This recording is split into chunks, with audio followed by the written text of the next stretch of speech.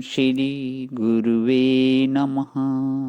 नित्यं शुद्धं निराभासं निराकारं निरञ्जनं नित्यबोधं चिदानन्दं गुरुं ब्रह्म नमाम्यहम्। ॐ शान्तिः शान्तिः शान्तिः। प्रणाम भगवान।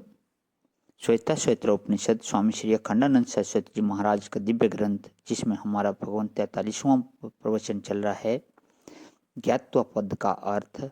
और इसमें अध्याय 4 के मंत्र नंबर 15 और 16 का विशेषांश लिया था स्वामी जी ने। तमेव ज्ञात्वा पाशांश्छन्ति ज्ञात्वा देवम मुच्यते सर्वपाशे। ये 4/16 का था। तो इसको पेज नंबर 598 से आगे लेते हुए भगवान की हमारा कल का सत्संग विराम किया था कि जिस दिन बालक हुआ ना, उसी दिन हुआ कि जाओ भाई टीका कराओ। क्यों? कि हमारी लड़की उनको ब्याही जाएगी। यहाँ से आगे ले रहा हूँ भगवान। हे भगवान, उस समय कोई कानून थोड़े ही था। यह हिंदू विवाह कानून पास नहीं हुआ था उस वक्त। उसी दिन क्यों? बोले वृषभानु और नंद बाबा ने सलाह की थी कि हमारे घर में बच्चे होने वाले हैं। बोले देखो भाई, एक के लड़का और एक के लड़की कहीं हो गई तो आपस में ही ब्याह करेंगे, और दोनों के लड़का या दोनों की लड़की हुई तब तो बात दूसरी है।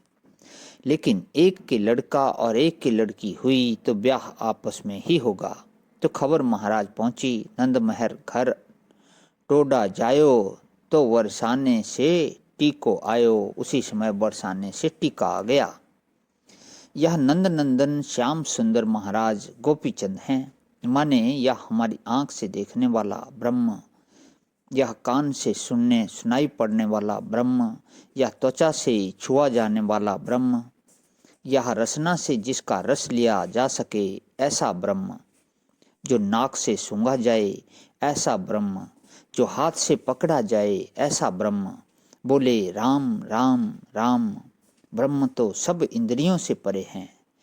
कि अभी छोड़ो भाई, अब कोई कहे कि ब्रह्म तो सब इंद्रियों से परे है तो उसको कहो अभी ढूंढो भाई, अभी तुम्हारा ब्रह्म अधूरा है। क्यों अधूरा है? कि जो इंद्रियों में आता है सो तो कोई दूसरा है। यह लो भेद ज्ञान प्राप्त किया। इसका नाम भेद ज्ञान है कि जो इंद्रियों में आता है सो दूसरा है, और जो इंद्रियों में नहीं आता सो ब्रह्म है या अधूरा ब्रह्म है। क्यों अधूरा ब्रह्म है? कि देखो, जब तक ब्रह्म ज्ञान नहीं हुआ है तब तक नेति नेति के द्वारा विषयों का निषेध करो, ठीक है। इंद्रियों का निषेध करो, ठीक है। अंतःकरण का निषेध करो, ठीक है। अपनी मुमुक्षा जिज्ञासा का भी निषेध कर दो, ठीक है। अरे महाराज, समाधि का निषेध करो, ठीक है। माया विशिष्ट का निषेध करो, ठीक है। परंतु विशेषांश का ही निषेध करना, कहीं विशिष्टांश का नहीं कर देना भला, नहीं तो ठन ठन पाल रह जाएगा, कुछ नहीं मिलेगा। केवल विशेषण का ही, केवल उपाधि का ही निषेध करना, और सबका निषेध करके निषेधावधि के रूप में जो देखा हुआ है, इधर प्रत्यक्ष चैतन्य त्वम पद लक्ष्यार्थ तो ठीक, और उधर सबका निषेध करके सब में जो तत्पद लक्ष्यार्थ बैठा हुआ है सो ठीक। पर इसका नाम पदार्थ शोधन है, इसका नाम ब्रह्म ज्ञान नहीं है। ब्रह्म ज्ञान कहाँ है? जहाँ दोनों की एकता का बोध हुआ और दूसरी वस्तु रही नहीं।